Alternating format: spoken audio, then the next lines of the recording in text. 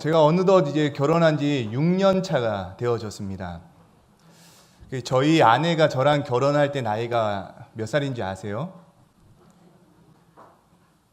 26살이었어요.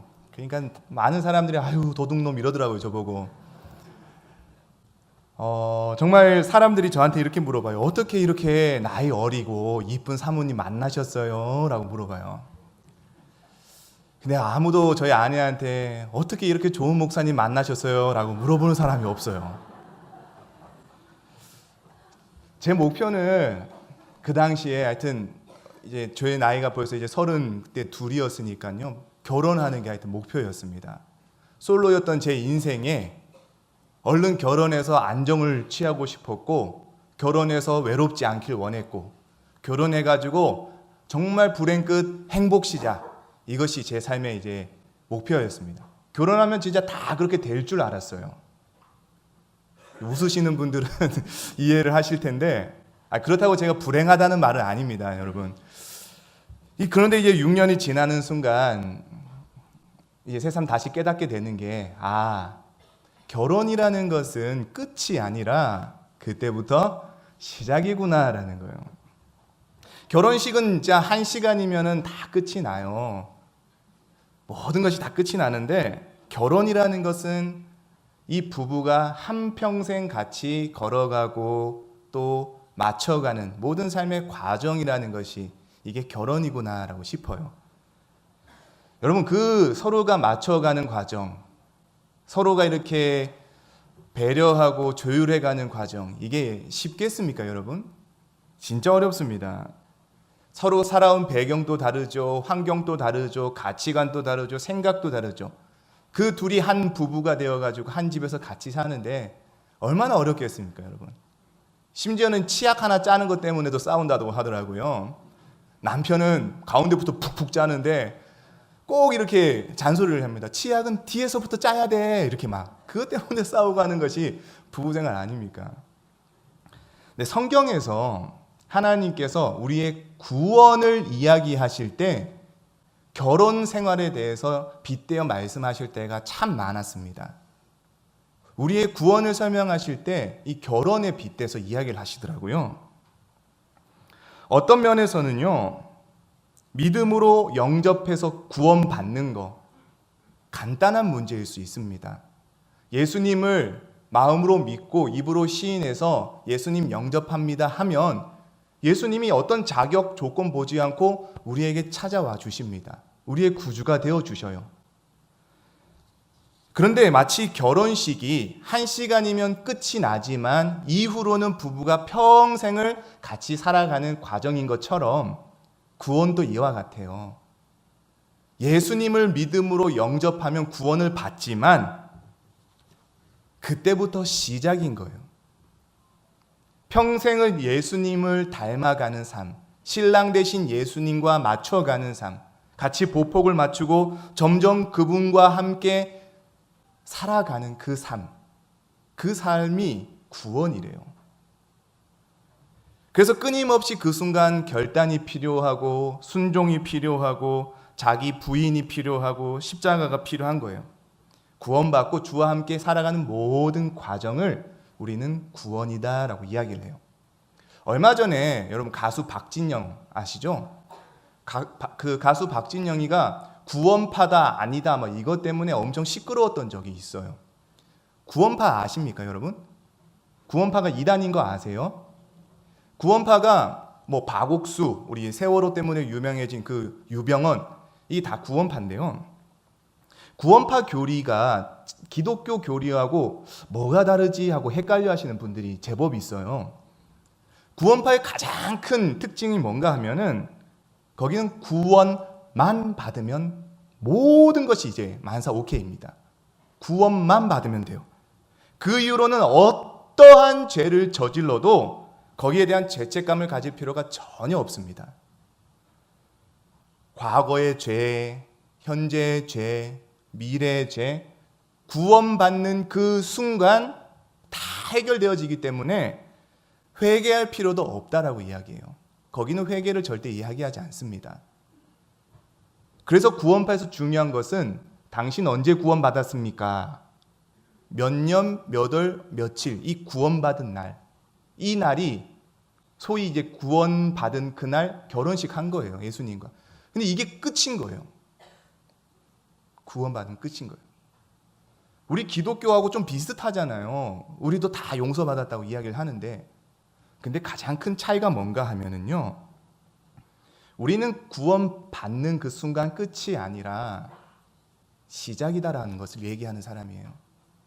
주님과 함께 같이 더불어 살아가고 주님과 함께 닮아가고 그분과 맞춰가는 이 삶의 모든 과정을 우리는 구원이라고 이야기를 한다라는 거예요.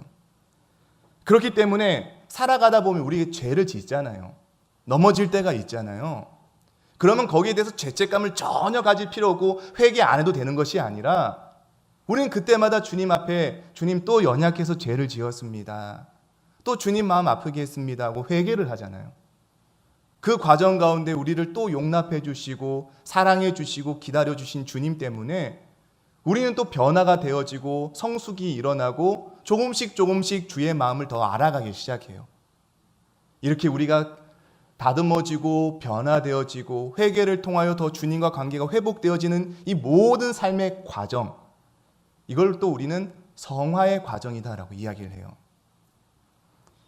그러니까 구원파에서는 취급도 안 하는 이 회개가 우리에게 너무나 중요한 거죠. 주님과 관계를 회복하기 위해. 우리는 이 순간순간이 주님과 함께 걸어가는 이 과정 자체가 너무 귀한 것들이에요. 그래서 우리 성경 말씀을 보시면은요, 우리 에베소서 2장 8절 이 말씀 한번 보십시오. 성경은 그래서 구원을 이 3시제로 설명을 하고 있어요. 노란색 글씨만 보시면 에베소서 2장 8절은 너희가 믿음으로 말미암아 구원을 받았다라고 이야기합니다. 구원 받았다라는 거예요. 결혼했다라는 거죠. 그럼 그게 끝이 아니라 빌립보서 2장 12절 말씀을 보시면은요, 두렵고 떨림으로 너희 구원을 어떻게 하라고요? 이루어라, 이루어 가라라고 하고 있어요. 구원을 이루어 가는 현재형이 지금 시작되고 있다라는 거예요. 그럼 언제까지? 디모데후서 4장 18절 그의 천국에 들어가도록 구원하실 것이다 라는 거예요. 우리가 구원받을 것이라는 거예요. 미래형을 이야기하고 있어요. 이렇게 여러분, 구원은요, 구원파처럼 단순히 구원받았습니다, 끝! 이것이 아니라 우리는 구원을 받았고 그것이 끝이 아니라 마치 결혼식이 그때부터 시작인 것처럼 우리는 구원을 이루어 가고요. 그리고 장차 주님 오셔가지고 우리의 구원을 완성시켜 주실 그날을 꿈꾸면서 기다리면서 걸어가는 모든 삶의 과정을 구원이다라고 말하고 있다라는 거예요. 사랑하는 성도님들, 구원 받으셨습니까? 예수님께서 여러분 가운데 찾아와 주셨습니까? 그러면 그때부터 구원은 시작되는 거예요. 그리고 우리의 삶에는 언젠가 주님 다시 오셔서 구원을 완성시켜 주실 그날을 꿈꾸면서 지금 주와 함께 오늘 같이 걸어가고 있는 겁니다. 이 모든 삶의 과정이 구원이다라는 거. 여러분, 부부도요, 한 30년, 40년 같이 이렇게 티격티격 거리다가 살다 보면 닮아간다면서요. 그렇죠? 말투도 같이 닮아지게 되고 성격도 비슷해지게 되고 심지어는 얼굴도 닮아간대요. 근데 주님과 함께 이렇게 더불어 살면은 그런 일이 일어나요. 우리가 자충지도 이렇게 흔들거리고 변화가 더딜 수 있지만 분명히 주님을 닮아가게 되어 있어요. 주님의 성품과 주님의 인격과 주님의 향기가 어느 순간 우리 삶 가운데 나타나기 시작해요. 그 변화들 중에 가장 중요한 것이 뭐냐면 사랑이라는 거예요. 사랑. 도저히 사랑할 수 없는 사람이 사랑하기 시작합니다. 이게 주님과 함께 구원받고 구원을 살아가는 사람들의 변화된 특징 중에 하나예요. 우리 7절 말씀 한번 같이 읽어볼까요? 7절입니다. 시작.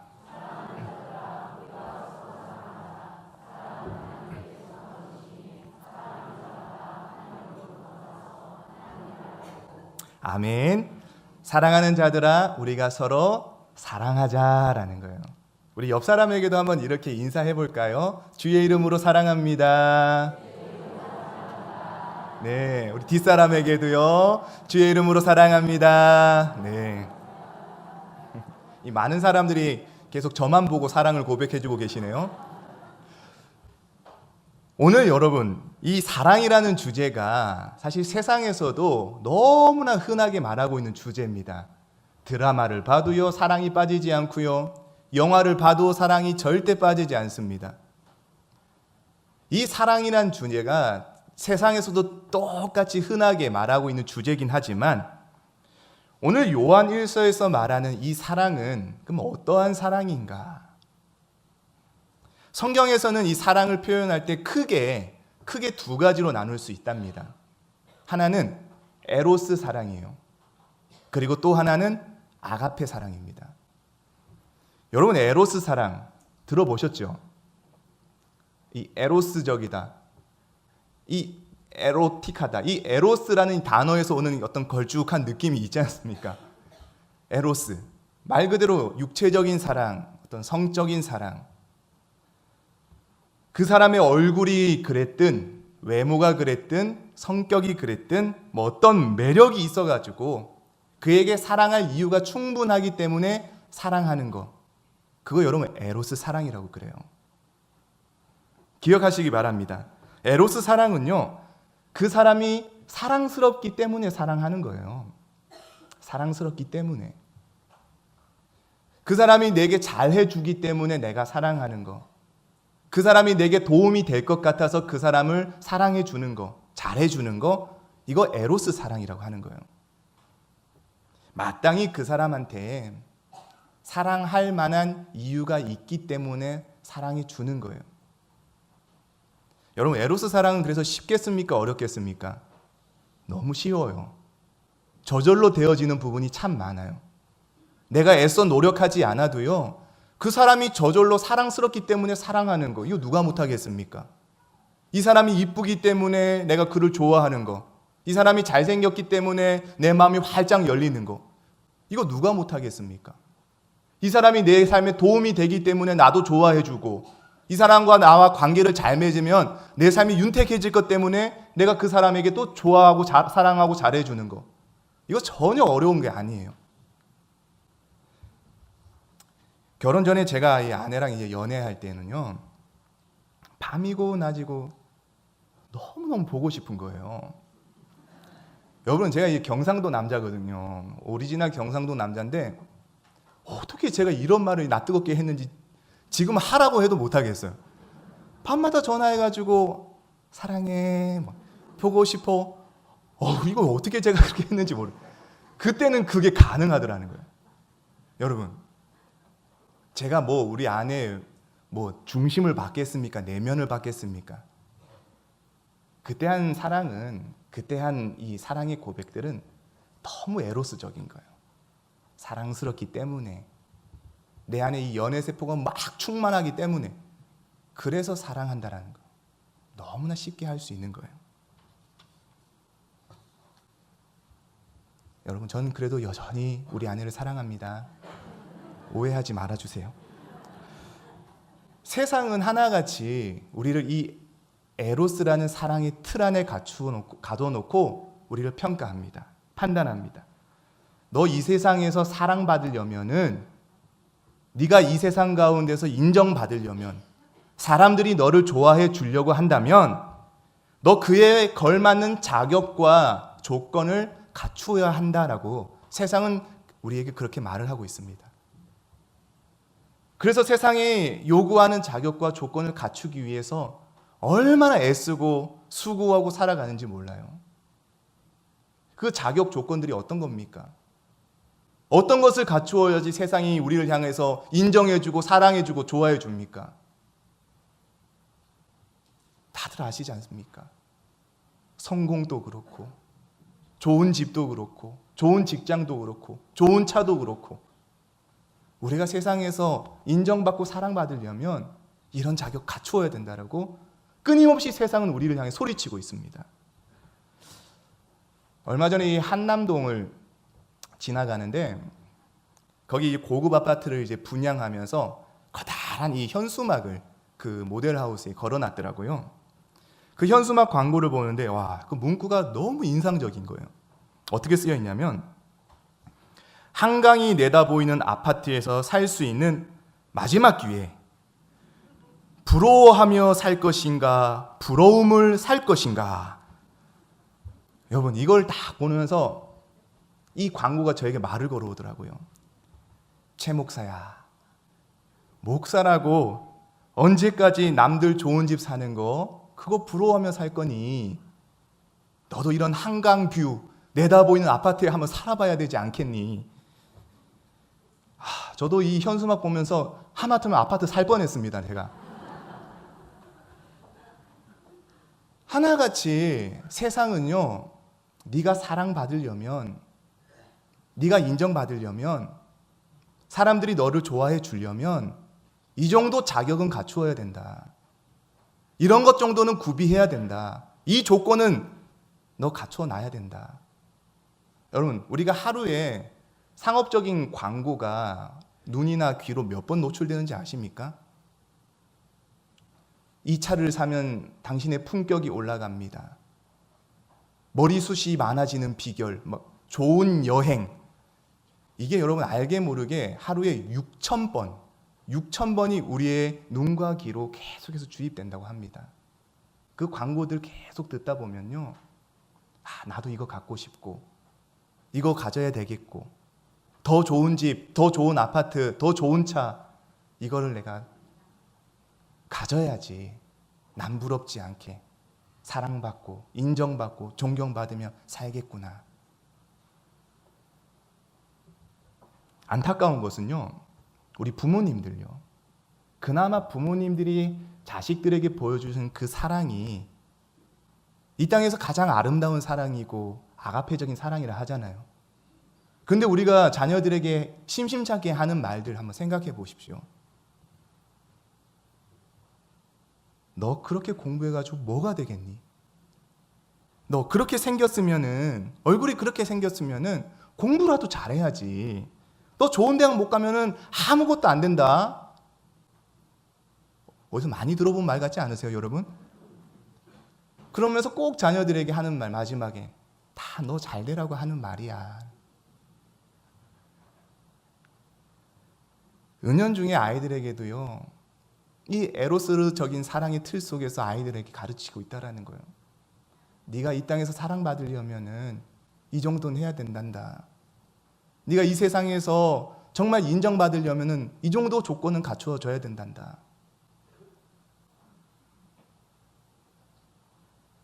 끊임없이 더 많은 자격과 더 좋은 스펙과 더 좋은 조건들을 제시하면서 네가 이 땅에서 사랑받을 만한 존재인 것을 입증해내라라고 이야기합니다.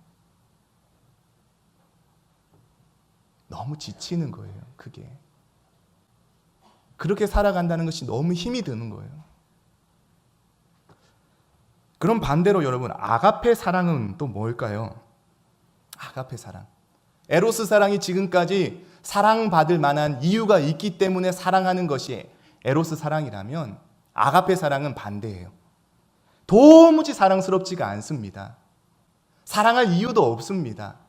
그에게는 어떤 사랑받을 만한 자격과 조건 아무것도 없습니다. 그런데도 사랑하는 것, 그럼에도 그를 사랑해 주는 것, 그것이 아가페 사랑인 거예요. 여러분, 결혼 생활을 하면은 그 눈에 쓰여졌던 이 콩깍지, 그 벗겨지는데 여러분 얼마 걸리십니까?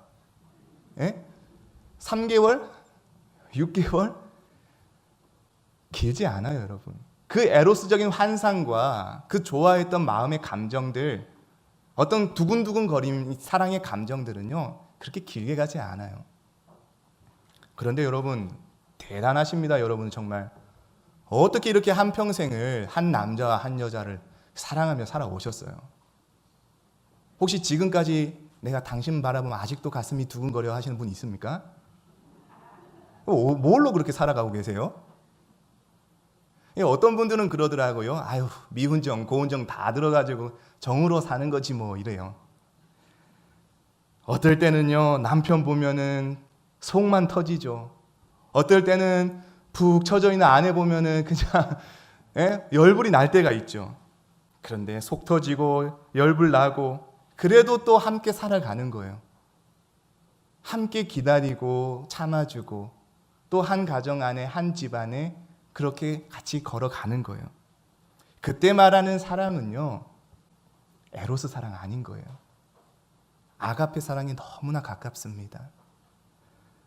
사랑스러운 모습이 없을 때에도, 도무지 사랑스럽지 않을 그때에도, 사랑할 만한 어떤 조건과 자격이 없다 할지라도 그래도 그를 사랑하는 거, 이거 아가페 사랑인 거죠.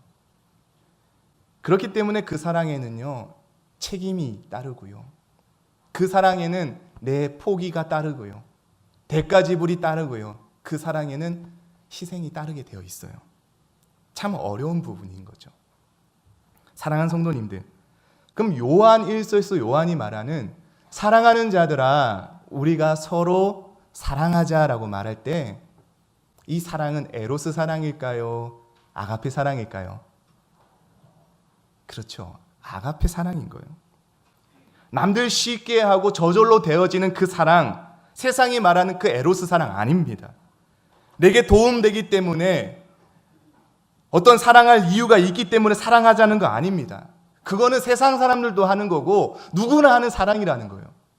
오늘 요한 1서가 말하고 있는 이 사랑은요, 그 사람이 사랑스럽지 않을 그때에도, 사랑할 이유가 전혀 없는 그때에도 오히려 내게 해를 끼치고 손해를 끼치고 내게 피해를 입힌다 할지라도 그럼에도 우리가 서로 사랑하자라고 하는 거예요.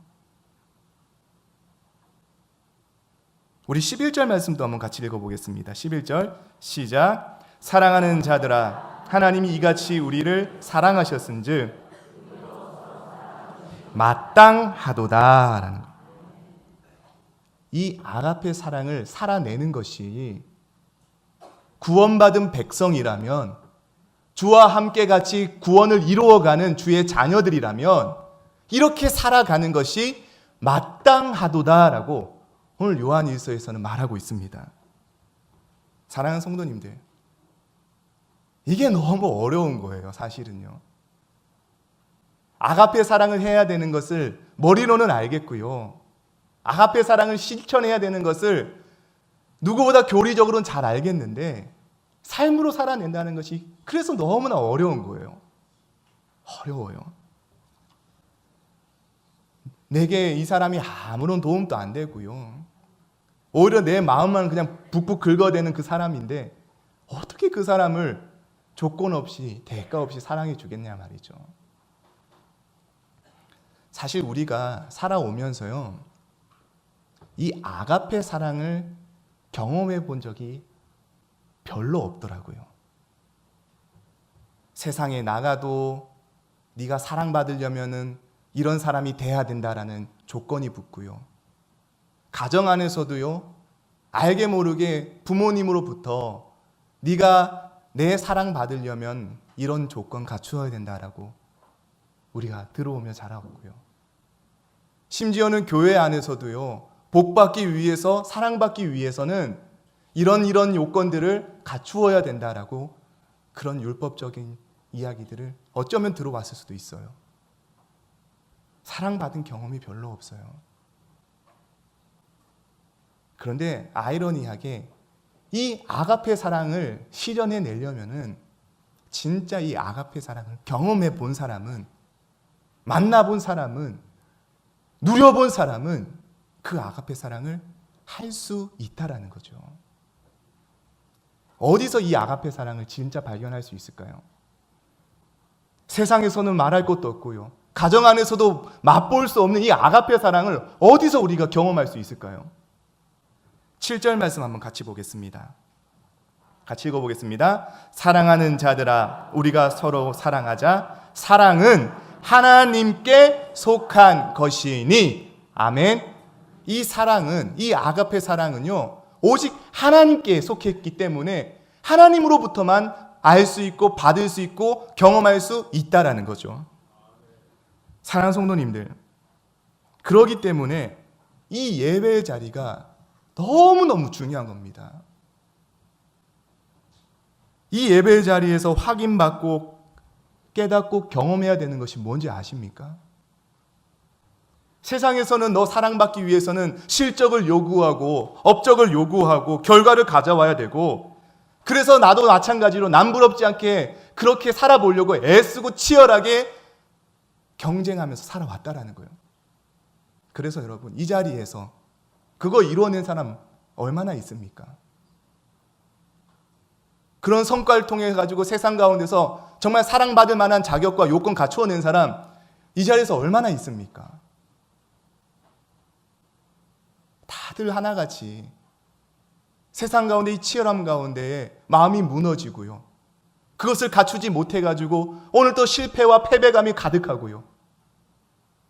처음 가정을 이루었을 때 나도 정말 한 가정의 귀한 남편이 되고 정말 존경받을 만한 아빠가 되어줘야지, 그렇게 시작을 했어요. 근데 회사 생활이 그렇게 녹록합니까? 이리 치이고 저리 치이고 끊임없는 성과와 업적을 요구하고 있고, 그 치열한 경쟁에서 앞다투 달려가다가 결국에 손에 쥐어지는 것이 아무것도 없을 때가 있어요. 내 밑에 사람이 더 먼저 치고 올라옵니다. 내 자리가 위태해집니다. 그렇게 야근하고 오랜 시간을 끝내고 터벅터벅 집에 왔는데 오로지 아빠 오기만을 기다렸던 아내와 자녀들은 그렇게 아빠 오기만을 기다렸는데 피곤에 쩔어서 또 방에 가서 잠자기 바쁩니다.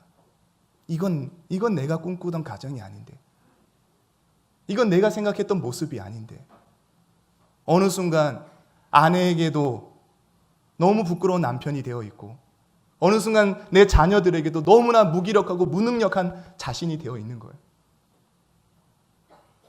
힘겹습니다. 지칩니다. 그래서 오늘 이 자리에 그런 초라한 모습으로 앉아 계십니까? 어디서도 이런 나를 조건 없이, 어디서도 이런 나를 이유 없이 사랑해 주는 사람이 아무도 없습니다. 그런데 이 예배 자리에서 어떤 음성이 들려져야 되는지 아십니까? 내가 무슨 자격을 갖춰서가 아니라, 내가 사랑받을 만한 뭔가를 구비해서가 아니라, 아무런 자격이 없을 때에, 우리가 아직 죄인 되었을 그때에, 인생의 밑바닥 가장 초라한 구석에 던져져 있는 그 순간 그 자리에 이 모든 것을 관통하고 뚫고 들어오는 하나님의 음성,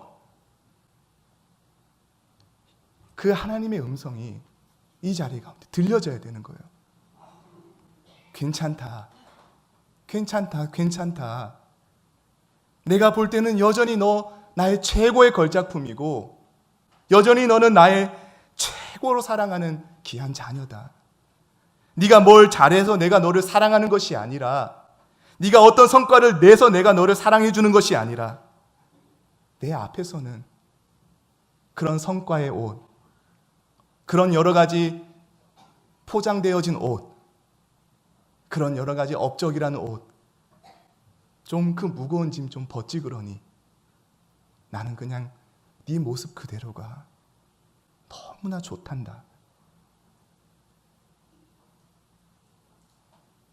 사랑하는 성도님들, 하나님은 오늘도 이렇게 우리에게 말씀해 주십니다. 주님, 우리의 자격 보지 않아요. 조건 보지 않아요. 말씀을 준비하면서 저는 이 찬양이 떠올라가지고 많이 고백도 하고 듣기도 했어요. 그 찬양이 뭔가 하면 하나님은 너를 만드신 분이라는 찬양이에요. 가사를 한번 가만히 한번 생각해 보십시오. 제가 한번 불러드려 볼게요. 하나님은 너를 만드신 분, 너를 가장 많이 알고 계시며, 하나님은 너를 만드신 분, 너를 가장 깊이 이해하신단다. 하나님은 너를 지키시는 분, 너를 절대 포기하지 않으며, 하나님은 너를 지키시는 분, 너를 쉬지 않고 지켜보신단다. 아멘. 우리 하나님은 이 자리에 터덜터덜 초라하고 힘겹게 나왔다 할지라도요, 너 왜 그것밖에 안 되니? 너 왜 그것도 제대로 못하니? 이래가지고 내 앞에 나오겠니? 그렇게 물어보지 않아요. 수고했다. 참 애쓴다. 참 고생 많다. 오늘 내 앞에 나와서, 있는 그대로 내 앞에 나와서 내가 주는 그 사랑을 마음껏 누리기를 원한다. 하나님이 이렇게 말씀해 주신 거예요. 여러분, 주위를 돌아보면요, 왜 이렇게 사람들이 치열하게 경쟁을 하고 살까요? 왜 그 고지에 다들 오르려고 그렇게 애를 쓰며 살아갈까요? 왜 조금 이뤄낸 그것을 이렇게나 자랑하며 힘주면서 그렇게 살아갈까요? 한편으로는요, 그런 생각을 하는 거예요. 야, 이분들이야말로 진짜 이 사랑에 목마른 자들이구나. 그 아가페 사랑을 경험해보지 못했기 때문에 그 어디서도 내 실존, 내 존재 그 자체를 인정해주고 사랑해주고 받아주는 그 아가페 사랑을 경험해보지 못했기 때문에 오늘도 그 세상에서 에로스 사랑을 더욱더 많이 가져보려고 이런 자격, 이런 조건, 이런 것들을 구비하려고 오늘도 이렇게 치열하게 애쓰고 있구나. 이들이야말로 정말 사랑에 목마른 자들이구나. 이렇게 생각이 되어지는 거예요. 오늘 여러분 12절 말씀 한번 보십시오. 12절 보시면은 어느 때나 하나님을 본 사람이 없으되라고 되어 있어요. 어느 때도, 아무 데서도 하나님의 얼굴을 본 사람도, 하나님의 사랑을 만난 사람도, 하나님의 그 아가페 사랑을 경험한 사람도 없다라고 이야기합니다. 그 사랑 어떻게 이들이 깨달을 수 있을까요? 그 긍휼한 하나님의 사랑 알지 못하여 오늘도 참된 평안과 사랑 경험하지 못하여서 오늘도 그 사랑 받기 위해 치열하게 달려가고 있는 그 인생들, 여러분 어떻게 합니까? 오늘 이어서 말씀하시는 게 뭐냐면, 만일 우리가 서로 사랑한다면, 만일 우리 안에 세상의 그런 에로스 사랑이 아니라 정말 아가페적인 세상과 질적으로 다른 그 진정한 사랑이 우리 안에서 나타나기 시작할 때에 아무도 하나님을 본 사람이 없지만 그 안에서 하나님이 이런 분이시구나, 하나님의 사랑이 이런 사랑이구나라고 그들 또한 눈뜨게 되어진다라는 말이에요. 사랑하는 성도님들, 오늘 요한 1서는요, 사랑스럽기 때문에, 사랑할 이유가 충분하기 때문에 사랑하자 말하는 거 아닙니다. 여전히 부족합니다. 여전히 그 상대방이 자격이 없습니다. 용서할 이유 하나도 없습니다.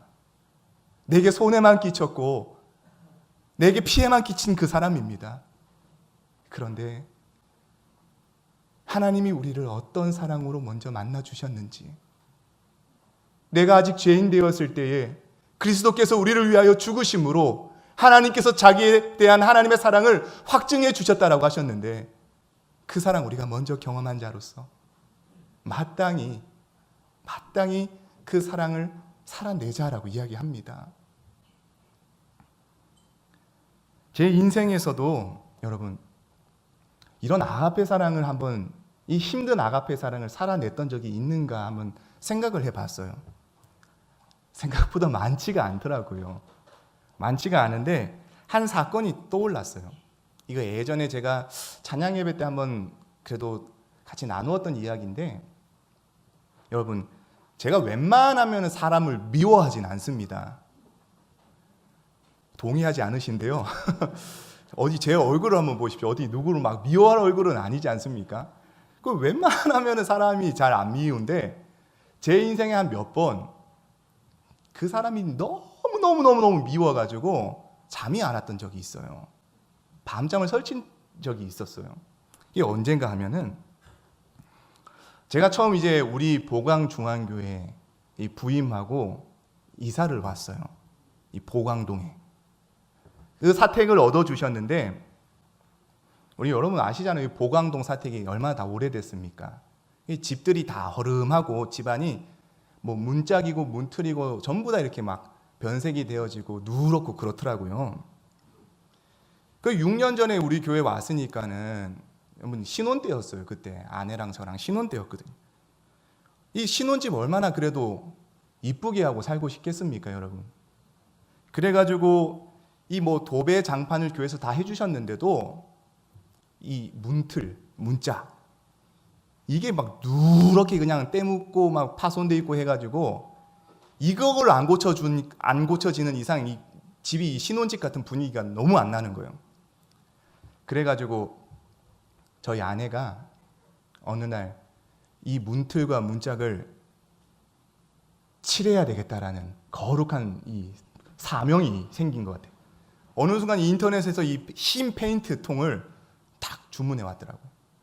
여러분, 근데 우리 집주인이 이 보강동에서는 아주 그냥 유명하신 분이에요.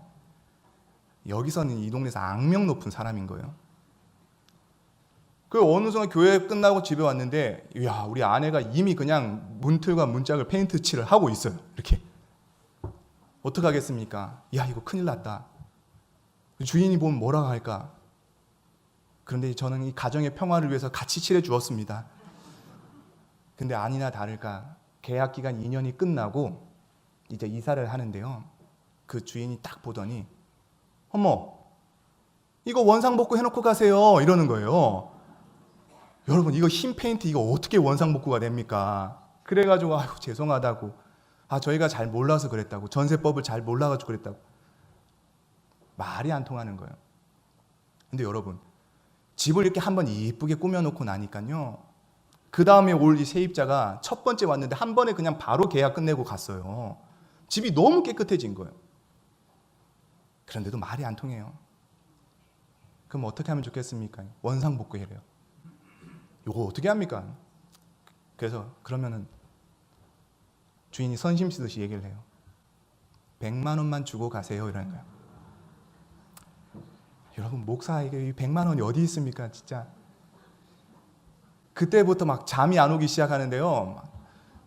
눈을 감아도 그 주인의 얼굴이 그냥 막 떠오르고요. 꿈에서도 그냥 막 얼굴을 막 이렇게 때리고 싶고요. 열불나 죽겠는 거예요. 열불나 죽겠는 거예요. 그래서 이제 이사갈 날이 돼가지고 어떻게 하겠습니까? 100만 원 딱 봉투를 만들어가지고 올라갔어요. 진짜 이 봉투를 얼굴에다 집어 던지고 올 생각이었어요. 올라갔는데 그 주인이 딱 앉아 있더라고요. 그 주인하고 결혼 안 하신 주인인데 그 어머니 할머니하고 단둘이 살고 계시거든요. 그 올라가가지고 목사니까요, 그동안 감사했습니다 하고 봉투만 딱 주고 이제 돌아오려고 했어요. 그런데 그 순간 성령께서요, 제 마음 가운데 이 가정을 위해서 축복을 해주고 기도해주고 오라라는 마음 주시는 거예요.